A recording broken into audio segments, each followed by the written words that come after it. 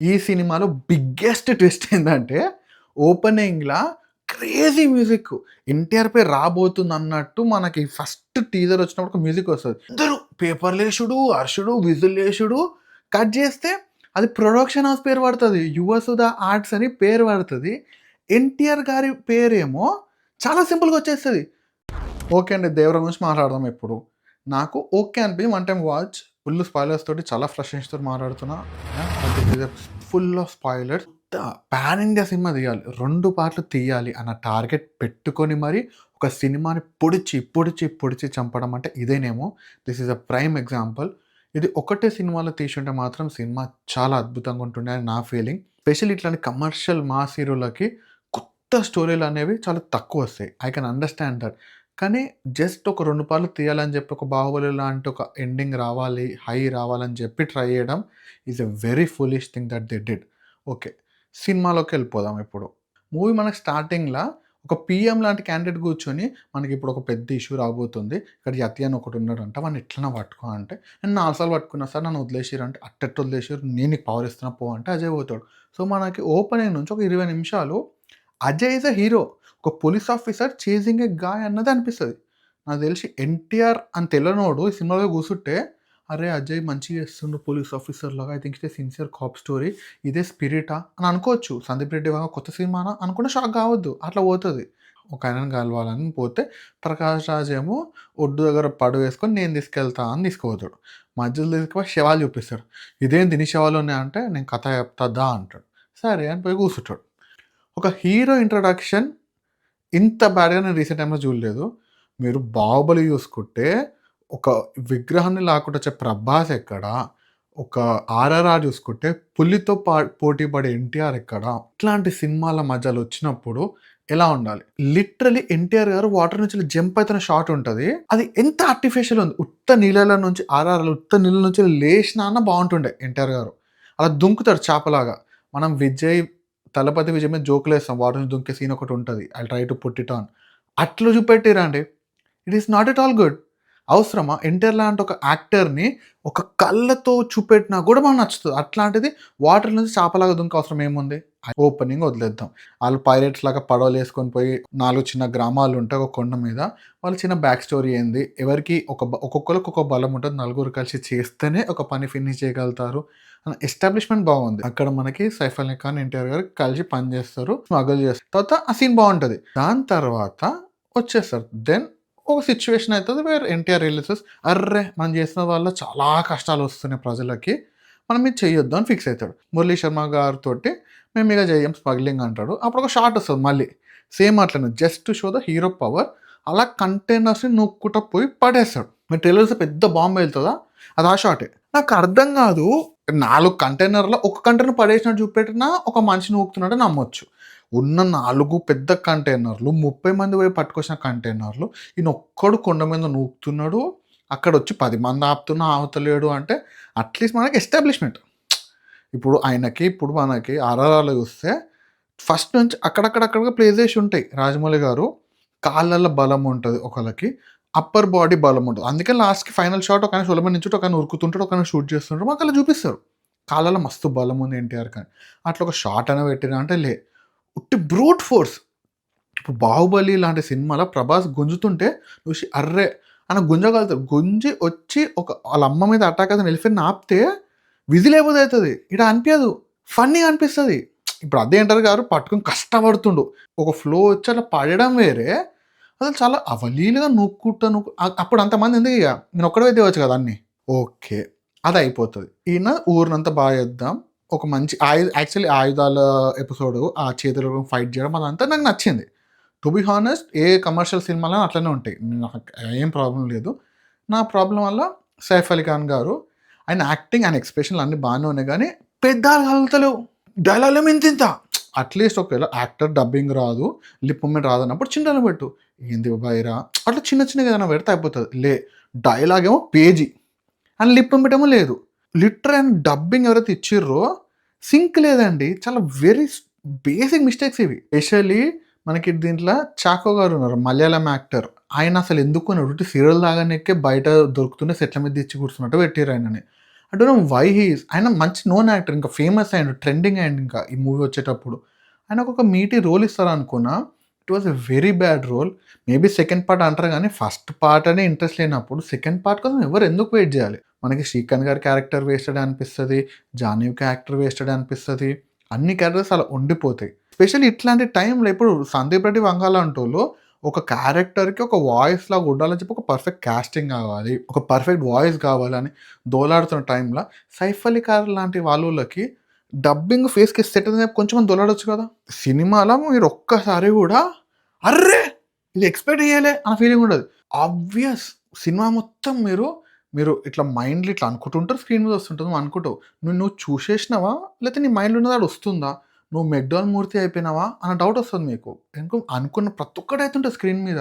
Like it's too predictable. మీరు predictable story తీసుకుంటే మీరు మ్యూజిక్‌తోనూ, యాక్షన్‌తోనూ, డైలాగ్స్‌తోనూ మైమార్పిచ్చి వరల్డ్‌లో తీసుకెళ్ళిపోయి బంధియ్యాలి ఆడియన్స్. అట్లాంటిది you let them loose. First హాఫ్‌ల మనకి హీరోయిన్ ఉండదు. సినిమా మొత్తం రన్స్ అబౌట్ దేవరా. దేవరా ఏంది? ఊర్లేంది? వరల్డ్ ఏంది? సైఫ్ అలీ ఖాన్ ఎందుకున్నాడు? వాళ్ళు ఏం చేస్తున్నారు? వాళ్ళ మధ్యలో ఉన్న చిన్న చిన్న ఇష్యూస్ ఏంది? చాలా సిన్సియర్‌గా చెప్తారు story. 'Janata garage' is a hero. వాటి కోసం కష్టపడే చుట్టూ మనుషులున్నట్టు, ఈడ గూడా ఆ ఎర్ర సముద్రం చుట్టూ, ఆ ఊర్లో ఉన్న కష్టాల చుట్టే చూపిస్తుంటారు మనకి. Okay. Which was very good. నాకు దాంతో ప్రాబ్లమే లేదు. ఇంటర్వెల్ ఫైట్ అయితది. దాని తర్వాత స్టార్ట్ అయితదండి.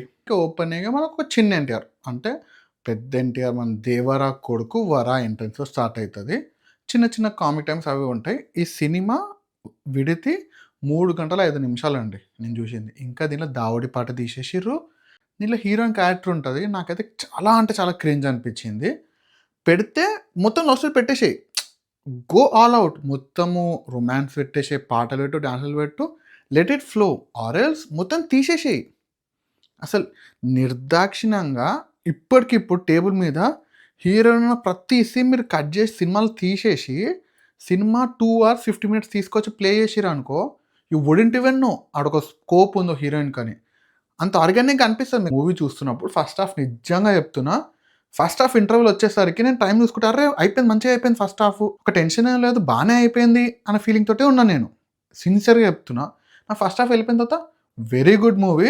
ఇదే పేస్‌ల ఇంతే సిన్సియారిటీతోటి వెళ్తే మాత్రం బ్లాక్ బస్టర్ పక్కా అనుకున్నా. 'శివ' గారు అన్ని సినిమాలు చూడండి. ఎవ్రి మూవీ ఎండింగ్ బావుండదు. సినిమా హైతో స్టార్ట్ అయ్యి సీన్‌లుంటాయి, ఫైట్‌లుంటాయి, పాటలుంటాయి. ఎండింగ్ చాలా సింపుల్‌గా అయిపోతే అది సటిల్ అని ఫీల్ అయితారేమో ఐ డోంట్ నో. చాలా సింపుల్‌గా అయిపోతది. ఏ సినిమాకైనా నేను నమ్ముతా సినిమా స్టార్టింగ్ కంటే గూడా ఇంటర్వెల్ అండ్ ఎండింగ్ చాలా ఇంపార్టెంట్. థియేటర్ లోపల మనం ఆల్రెడీ సినిమా ఒకలాగా నచ్చాలనే వెళ్తాం. కానీ మీరు బయటికొచ్చేటప్పుడు ఒపీనియన్‌తో రాబోతున్నారు. సో, బయటికొచ్చే ముందు మీకుండే లాస్ట్ మూమెంటే సినిమా. అప్పుడిచ్చే ఒక హై అయినా, అప్పుడిచ్చే లో అయినా అనేది సినిమాని డిసైడ్ చేస్తదని నా ఫీలింగ్. మీరు 'బాహుబలి' ఒకవేళ సినిమాలో అక్కడిక్కడ లో అనిపించినా, 'వై కట్టప్ప కిల్డ్ బాహుబలి' అని ఒక మూమెంట్ వల్ల బయటికొచ్చినప్పుడు మతిపోయే బ్లాక్ అయ్యి సినిమా ట్రెండ్ అయింది, హిట్ అయింది. మనకు తెలిసి ఏమైందో. ఇక్కడ ఇంకా బ్యాడ్ ఏంది ఏం ఫీలింగ్ ఉండదు. Just like okay. ఒక సినిమా చూసినాం అన్న ఫీలింగ్ ఉంటది. ఎందుకంటే మూవీ మంచిగుంది స్టార్ట్ అయినప్పుడు. స్టోరీ పేపర్ మీద చదివితే కట్టప్ప ఎందుకు చంపిండు అన్న దానికంటే పెద్ద ప్లాట్ ఇది. సొంత కొడుకు వాళ్ళ అయ్యని చంపిండు చిన్నప్పుడే just to save the village. ఆళ్ళ డ్యాడీ చెప్పే కథలకి ఈ ఊరిని కాపాడాలన్న విషయంతోటి కొడుకే చంపిండంటే అసలు ఎంత పెద్ద ప్లాట్ పాయింట్ అది. పేపర్ మీద చదివితే అద్భుతంగా తీయొచ్చు. అట్లాంటిది మనకి బయటకొచ్చేటప్పుడు సినిమా టై ఆఫ్ అయిపోతుంది. అసలు ఆ షాట్ పెట్టి మనమేం అచీవ్ జేయం. ఇదొక్కటే పార్ట్‌లో తీసేసి చిన్న ఎన్టీఆర్, పెద్ద ఎన్టీఆర్‌ని ఎందుకు చంపిండు. సో దట్ ఆ భయం అనేది మెయింటైన్ జేసి ఊరిని కాపాడాడు. లాస్ట్‌కి సైఫ్ అలీ ఖాన్‌ని చంపేసిండు. ఊరిప్పుడు సస్యశ్యామలం అయిపోయింది. అనుంటే 'Devara' would have been a perfect movie. ఒక regular potboiler Telugu commercial సినిమా ట్యాగ్‌లైన్‌తో బతికినా సరే సినిమా హిట్ అయితుండే. దానివల్ల బిలో యావరేజ్ అయిపోతది సినిమా. సినిమాకి డెఫినెట్‌లీ స్కోప్ ఉండే. But I think 'Koratala' is the villain of the సినిమా. దీనికి కష్టపడ్డది, దీనికి ఒక్కొక్క గింజంత రూపాయొచ్చినా it all belongs to NTR garu. కొంచెం అనిరుద్ గారు తప్పించి nobody did their best here. Anirudh garu did a great job music. కొన్నిసార్లు ఆయన మ్యూజిక్ లిఫ్ట్ చేస్తే కొన్నిసార్లు సింక్ లేకుండా ఉంటది. అప్పుడప్పుడు hit and miss. But overall I think he did a great job. NTR గారైతే పగ్గలా కొట్టిర్రు ఫ్రేమ్ బై ఫ్రేమ్.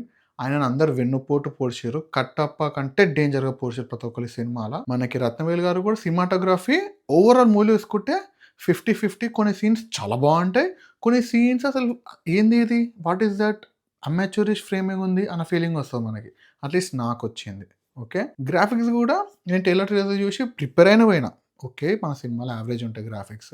బట్ కొన్ని స్పాట్స్‌ల ఎక్స్‌పెక్టెడ్ దానికంటే మంచిగుండే. కొన్ని స్పాట్స్‌ల మరీ తెలిసిపోతుంది. But it's fine. నువ్వు ఎప్పుడైతే స్టోరీ ఇలా డీప్ వెళ్ళిపోతావో, ఇట్లాంటి చిన్న చిన్నవి మనకు కనపడవు గూడా కళ్ళకి. యాక్టింగ్ తోటి గుంజేస్తారు యాక్టర్స్. డైలాగ్ బావుంటే, స్టోరీ బావుంటే. But they are missing it. ఎప్పుడైతే నీకు స్టోరీలో దమ్ము లేదో, ఆడియన్స్ మైండ్ ఫ్రీ ఓపెన్ అయిపోయి డీటెయిల్స్ వెతుకుతారు, లాజిక్‌లు వెతుకుతారు and they lose the plot. సినిమాకి బ్యాడ్ పేరు వస్తది. ఇప్పుడు అదే అయితుంది. సినిమాల టైమ్ జంప్ ఉంటది. అంటే ఓవరాల్ స్పాన్ ఆఫ్ 12-15 ఇయర్స్ అయినట్టు చూపిస్తారు మనకి. ఎవ్వరు ఏజ్ గారు. ఎవ్వరికేం గాదు. ఉట్టి చిన్న ఎన్టీఆర్, పెద్ద ఎన్టీఆర్ అయితాడు. హీరోయిన్ పెద్దగా అయితది తప్పించి 12 ఏళ్లలో ఒక్క ముడతను. ప్రకాష్ రాజ్ ఒక్కళ్ళు I think goes from black hair to white beard or whatever. కానీ ఇంకేముండది. అసలు టైమ్ పాస్ ఎట్లా అయింది అర్థమే గాదు. ఇప్పుడు ఎన్టీఆర్, పెద్ద ఎన్టీఆర్ మనం ఇప్పుడు స్మగ్లింగ్ చేద్దామని ఆపేస్తాడు. తర్వాత ఎన్టీఆర్ కనపడకుండా పోతాడు. ఈయనిప్పుడు 12 ఏళ్ళు సైఫ్ అలీ ఖాన్ ఒక 20 మందిని ట్రైన్ చేస్తా ఉంటాడు. రోజు కుస్తీ పట్టించి, నీళ్ళలో ముంచి, అది చేసి, ఇది చేసి చిన్నోళ్ళని, పెద్దోళ్ళని చేసి గట్టిగా చేస్తారు. కానీ ఇన్ని రోజులు వీళ్ళు ఎట్లా సర్వైవ్ అయ్యారు? ఈళ్ళకి ఏమైతుంది? ఆ పగ ఎందుకు అంతుంటే సైఫ్ అలీ ఖానే పోవచ్చు కదా నీళ్ళలోకి. ఒక్కసారి కూడా సైఫ్ అలీ ఖాన్ ఎందుకు పోలే? ఎప్పుడు ఎవరినో పంపించే బదులు సైఫ్ అలీ ఖాన్ దిగి, పొయ్యి, కొట్లాడి తెలుసుకొని వస్తే అయిపోతది కదా! లేదు. ప్లాట్ కోసం అనుకుందాం. అప్పుడు 12 ఇయర్స్ అని పెట్టడం చాలా తప్పు. 12 ఏళ్ళు ఒకడు ఉట్టి నీళ్ళలో బతుకుతున్నాడు ఎట్లా బతుకుతాడు? చాపనా? నాకర్థం గాదు. ఈ శ్రీకాంత్ గారి చెల్లెలు ఉంటది. ఆమె దేవర చేతి స్పర్శ తాకంగానే అన్నయ్య, అన్నయ్య అని గుర్తుపడతారు. వందల వేల మందున్నా కూడా షీ రికగ్నైజెస్ హిమ్. కానీ ఎందుకు అన్న ఒక చిన్న మూవ్‌మెంట్ పెట్టొచ్చు గదా! అయినా సిన్సియర్‌గా స్టోరీ చెప్తుర్రు గానీ, అంటే ఆ గుడ్డి చెల్లెకి దేవర అంటే ఎందుకంత ఇష్టం? ఎందుకంత అన్నయ్య కంటే ఎక్కువ పెళ్ళికి లేచొచ్చి డాన్స్ ఆడే అంత ప్రేమ ఎందుకుందన్నది ఒక్క చిన్న సీన్ పెట్టొచ్చు. లేదు. ఒకడొస్తాడు. నేను సవుతున్నా అంటాడు. వాడి మొఖం చూడంగానే తెలుస్తది మీకు నెక్స్ట్ దండ పడబోతుంది ఫోటోకని. అట్లా సావడానికి రెడీ ఉన్న క్యారెక్టర్. ఫస్ట్ హాఫ్‌లోనేమో వాడు బుక్ చదువుకుంటా అన్నోడు సస్తమని తెలుసు. ఓకే. సెకండ్ హాఫ్‌లో కూడా ఒకడు చిన్నప్పటి నుంచి 12 ఏళ్ళు పెరిగిండు. మొత్తం ఇట్లా ఫైటర్ లాగా బ్లడ్ తాగేటోళ్ళు జాంబీ రేంజ్‌లో ఫైట్ చేసేటోళ్ళని పెంచుతాడు సైఫ్ అలీ ఖాన్. కానీ ఏమైంది సెకండ్ హాఫ్‌ల ఎళ్ళెళ్ళెళ్ళే నేను ఇప్పుడు పోయి పోలీస్ ఆఫీసర్ అయితా అంటాడు. ఎవడైనా వదులుతాడా? వి నో వాడు సావడానికే క్యారెక్టర్. అంటే వానికి మరి గడ్డం లేకుండా చిన్న లైట్ స్కిన్ పెట్టి మిగతా అందరేమో రౌడీలా పెట్టి వీడొక్కడే గ్రూప్‌లా మామూలుగోనిలా పెట్టి వి నో వీడు సావడానికి మామూలోడు. ఒకవేళ గడ్డం జుట్టు పెంచుకునుంటే వీడు బతుకుతుండనేమో అన్న ఫీలింగ్ వస్తది మనకి. ఇలాంటి ఈ సినిమా మాట్లాడుకుంటూ పోతే లూప్ హోల్స్ చాలా ఉన్నాయి. కానీ ఒక్కటే అండి. ఒక సినిమా నిజంగా స్టోరీ బావుండి సిన్సియర్‌గా చేస్తే లూప్ హోల్స్, లాజిక్స్ కొంచెం అటు ఇటు ఉన్నా కూడా ఫర్‌గివ్ చేస్తారు. మీరు ఎప్పుడైతే 3 గంటల సినిమా బయట భయమే తెలియని మనుషులలో భయం పుట్టిస్తాము, ఎర్ర సముద్రం అయితది, మొత్తం కష్టపడ్డము. ఈ మాటలు చెప్పి లాస్ట్ 30 మినిట్స్ చూడండి, లాస్ట్ 30 మినిట్స్ చూడండి అని పుష్ చేసి, జడ్జ్ చేసేలా చేసిర్రు సినిమాని. That is the fault of the makers. ఇప్పుడు 'కల్కి' లాంటి సినిమాల 'ప్రభాస్ కర్ణ' అన్నది పెద్ద ట్విస్ట్. వాళ్ళు బయట ఈజీ చెప్పొచ్చు. సినిమా ఒక అంతెత్తు, లాస్ట్ 10 నిమిషాలు ఒక ఎత్తు అని చెప్పుంటే everybody would have waited for the scene. కానీ లేదు. They stayed tight lipped. ఎందుకంటే అది పే ఆఫ్ అయితదో లేదో అన్న డౌట్ ఉన్నప్పుడు you should let the movie flow. ఆ షాక్ ఫ్యాక్టర్‌తో బయటికి రావాలా. అంటే మీరు ఎక్కడ ఇంటర్వ్యూలో పోయినా లాస్ట్ 30 నిమిషాలు చూడండి, లాస్ట్ 30 నిమిషాలు చూడండి అంటే పబ్లిక్ అందరు సరే 30 నిమిషాల తప్ప సినిమాలో ఏం లేదని అర్థమైపోయి లాస్ట్ 30 మినిట్స్ చూస్తారు. అది యావరేజ్ ఉంది. ఫ్లాట్ ఉంది. అంత పెద్ద పెద్ద ట్విస్ట్‌లు పెట్టుకొని అంత ఫ్లాట్‌గా పోతే హూ విల్ లైక్ ఇట్? అసలు ఎంత simple silly mistakes. That's it about the movie.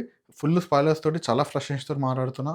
I wanted NTR గారు to get ahead. Hopefully movie నడిచి అందరికి పైసలొచ్చి ఎన్టీఆర్ గారు నెక్స్ట్ మూవీ జల్దీ చేస్తే బావుంటది.